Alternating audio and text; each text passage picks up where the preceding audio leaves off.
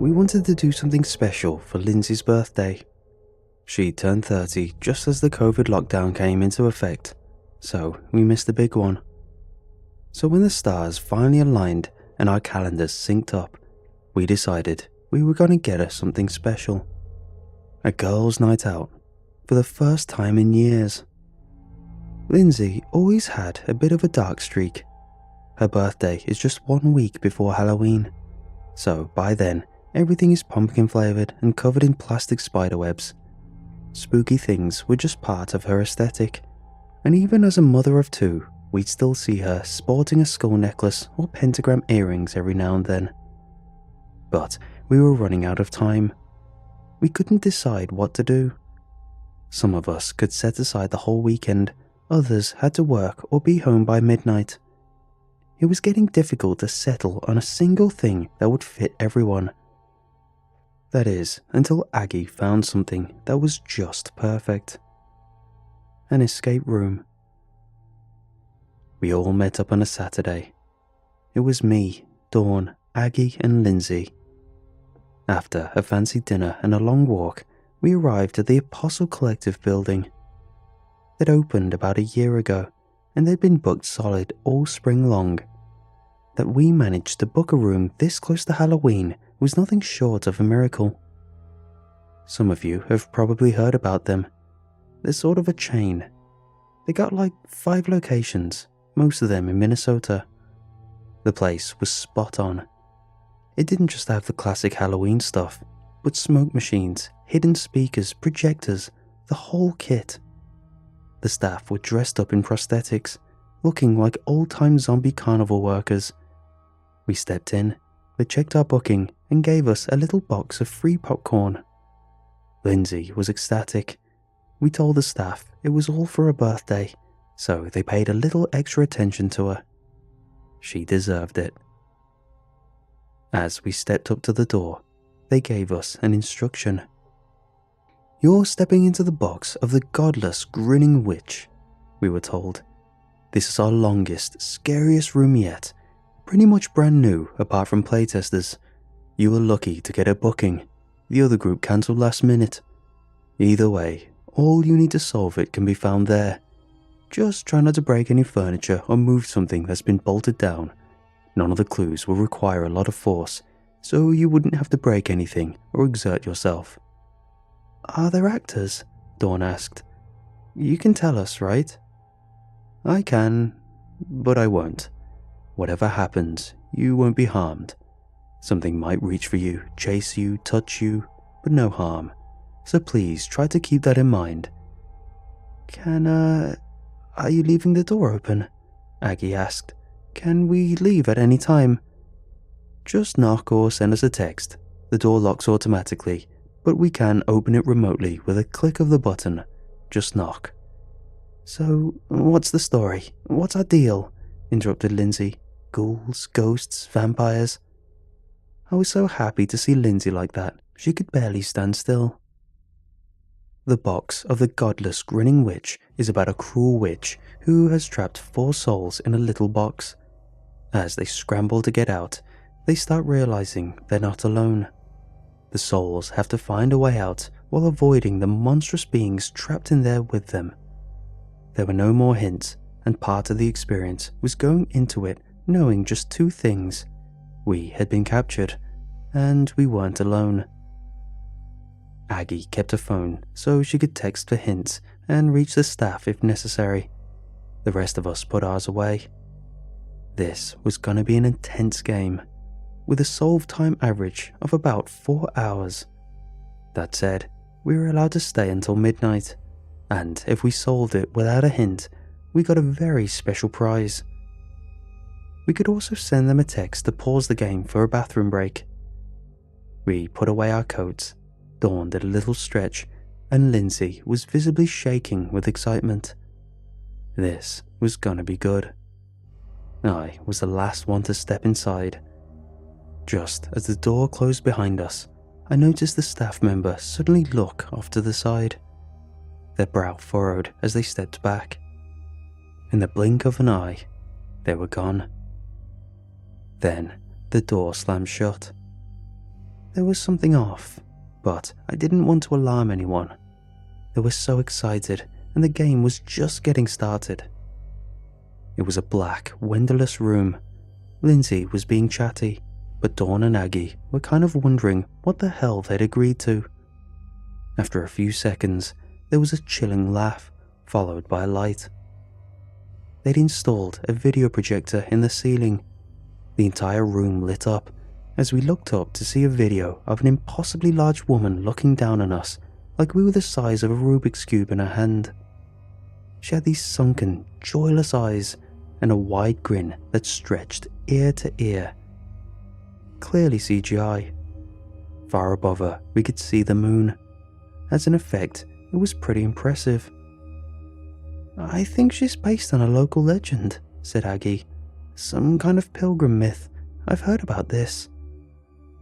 As the grinning witch put her hand over us, the room went dark once again, and electric torches flared up along the walls. The game was on. There were all kinds of items all around. Paintings, carpets, chests, tables with strange runes. Classic escape room stuff.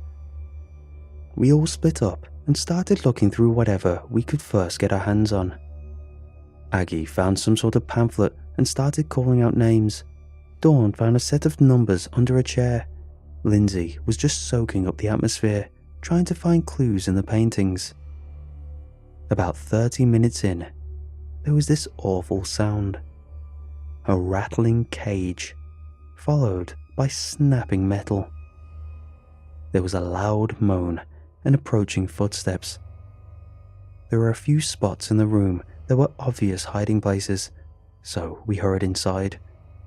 Lindsay couldn't stop giggling, and even I felt my pulse racing a bit. But nothing happened. The pre-recorded noises came and went. There was this disconnect, like a pair of real footsteps were supposed to sort of take over the sound, but nothing happened.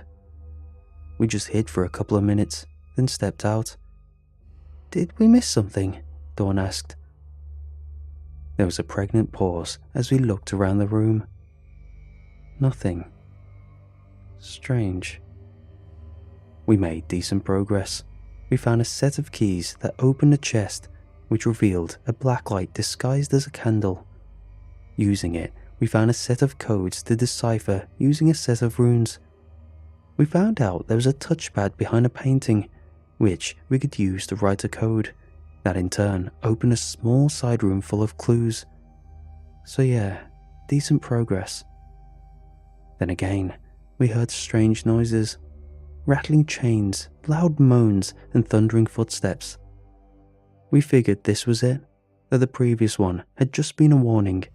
So again, we rushed to our hiding spaces. And again, nothing happened. This time, something was clearly broken. There was a recorded voice coming from the ceiling. "I think he likes you," it whispered. "Like hell it does," Aggie frowned. "He's not coming out." "Relatable," grinned Dawn. "I'm using the bathroom. Text him." Aggie texted the staff as Dawn pulled on the door. It was still locked. "Wait," Aggie said. "They haven't responded yet." Dawn knocked on the door.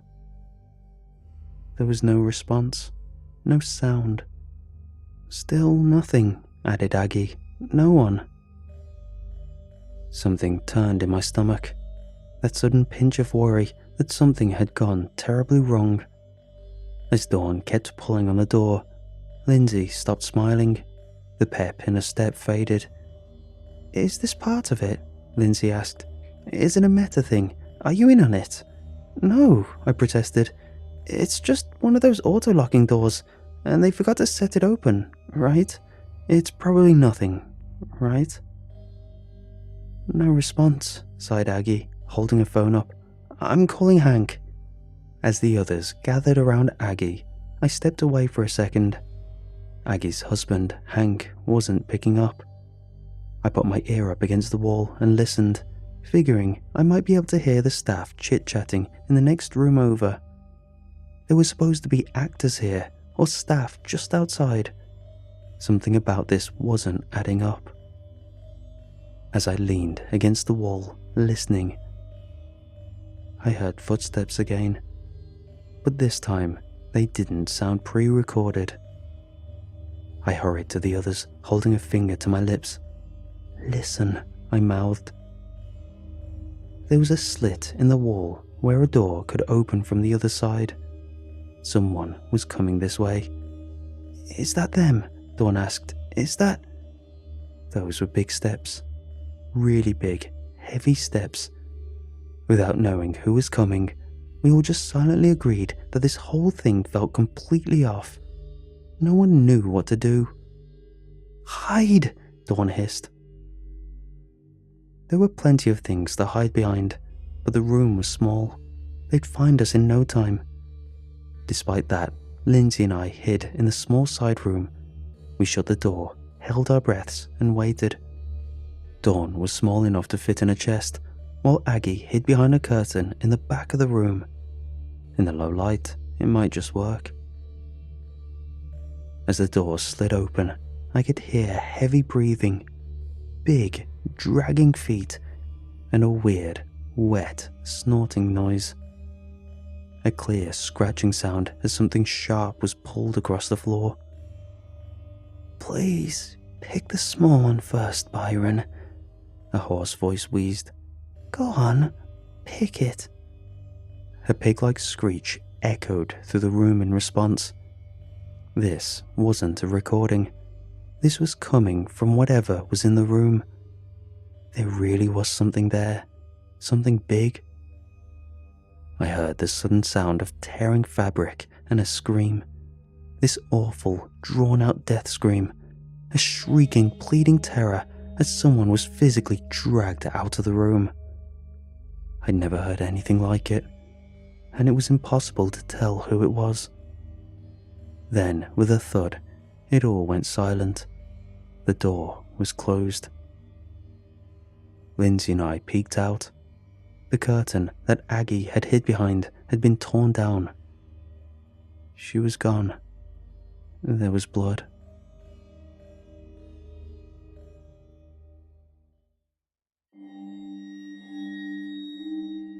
We found Dawn curled up in a chest, shivering. She couldn't make eye contact. When we tried to snap her out of it, she just screamed and clawed at us. Her eyes were wild, and she was barely breathing. "Did you see anything?" Lindsay whispered. What was it?"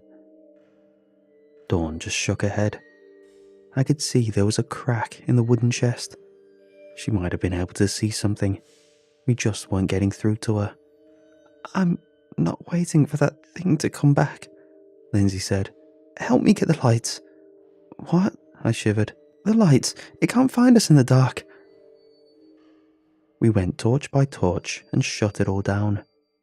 The room went completely dark, and we gathered by Dawn's hiding spot. We crouched next to her, trying to calm down. "It's part of it, right?" whispered Dawn. "Is Aggie in on it? Are you just messing with me?" "No, something's wrong," I whispered back. "I'm sorry, Dawn. There's—" "Nonsense," wheezed Lindsay. "This is nonsense, and I'm not— Who's got the phone?" We all went quiet. Aggie was the one with the phone.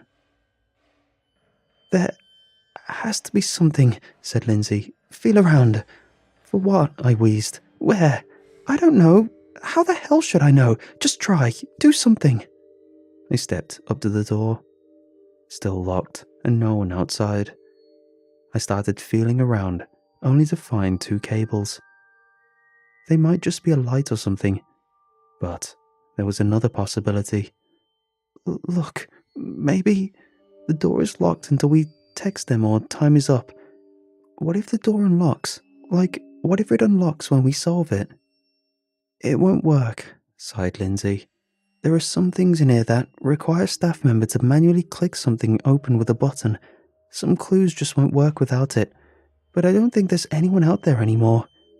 What about fire escapes? You can't just lock people in a room." I could hear Lindsay sink down to the floor. "This is a mistake," she cried. "All of it." The side door slammed open again. Big, heavy footsteps came in.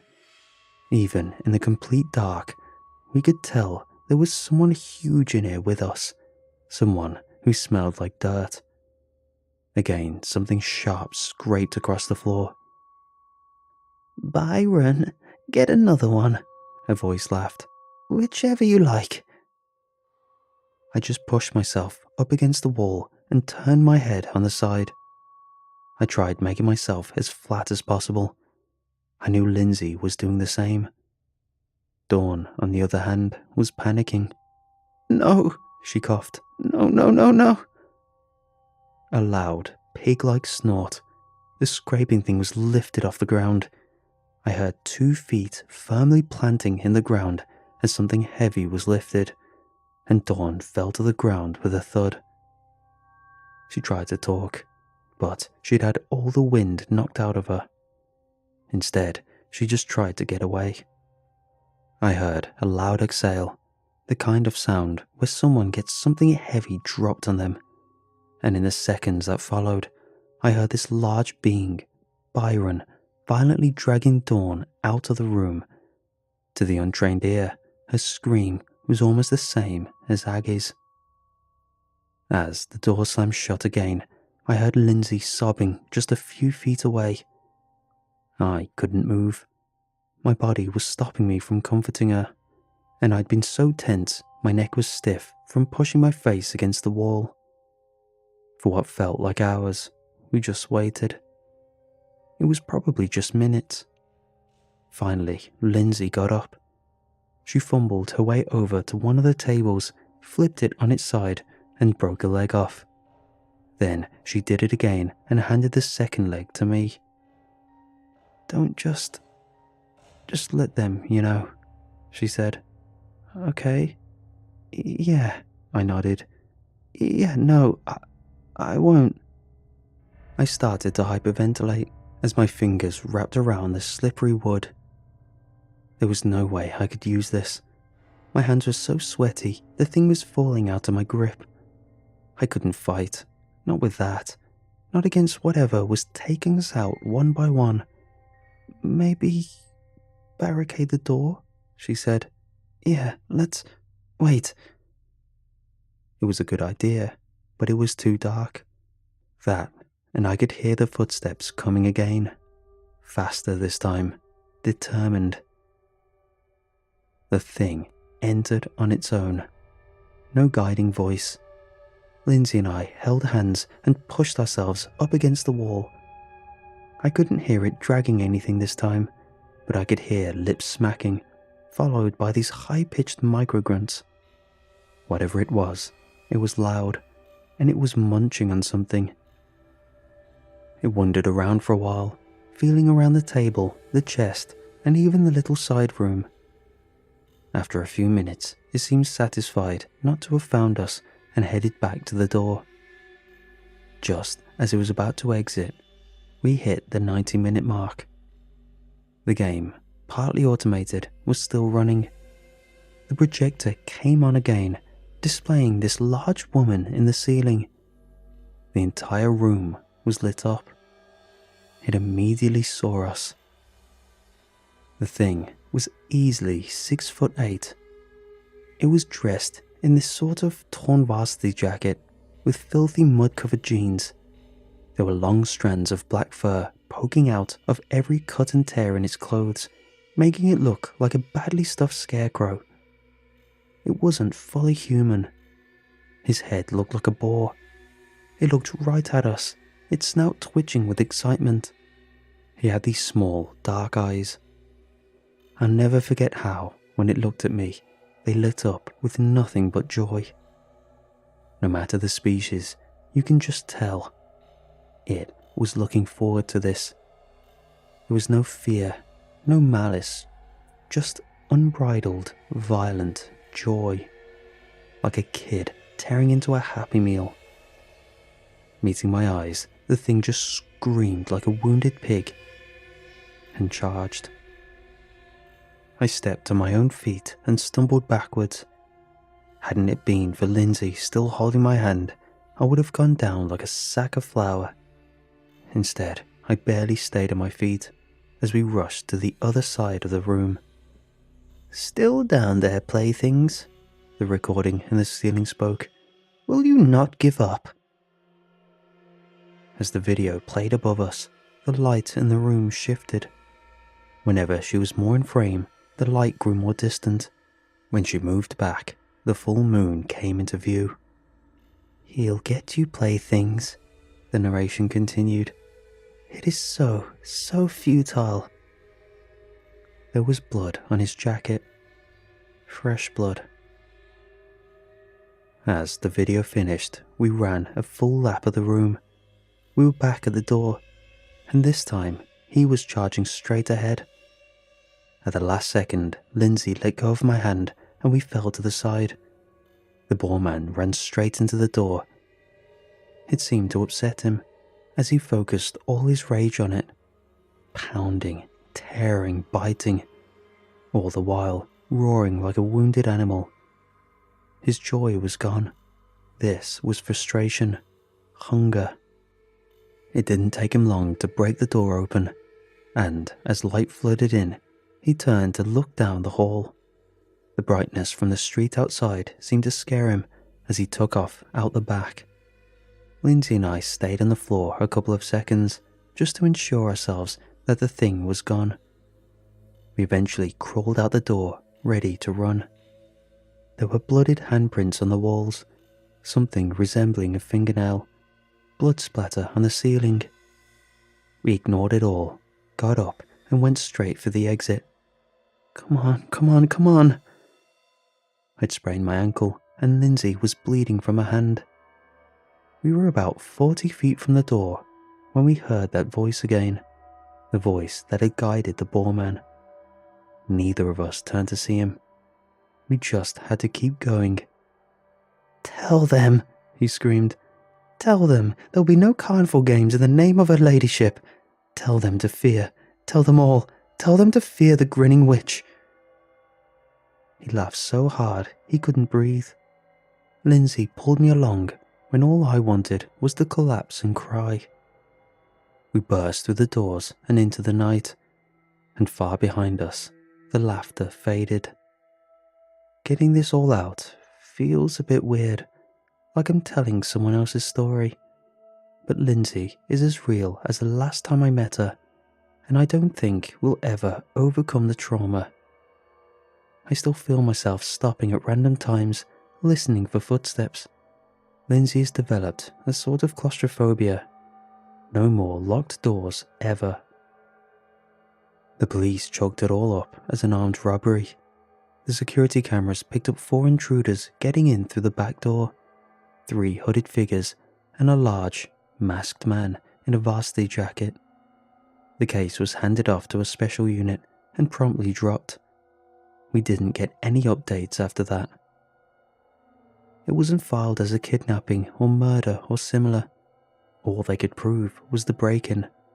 But as far as what happened to Dawn, Aggie, and the staff members, no one knows. There was no car speeding off into the night. There were no witnesses. They seemingly vanished into thin air. It is true that the Grinning Witch was a sort of local legend, a witch that collected cursed animals and people and put them all in a box. The escape room barely had anything to do with it though. It was just loosely based on that idea. But somehow, that was enough to draw out some kind of hate sect. But I'll never forget the man with the boar head. No matter how I think about it, no matter how I try to wrap my head around it, I can't stop thinking about him. That was no man in a mask. That snout was wet, and those teeth were real. Nut jobs are everywhere. But that thing? No, it couldn't be. It literally couldn't be. I don't think this will ever be resolved. Why would it be? Things like this don't just happen. They don't. But somehow, it did.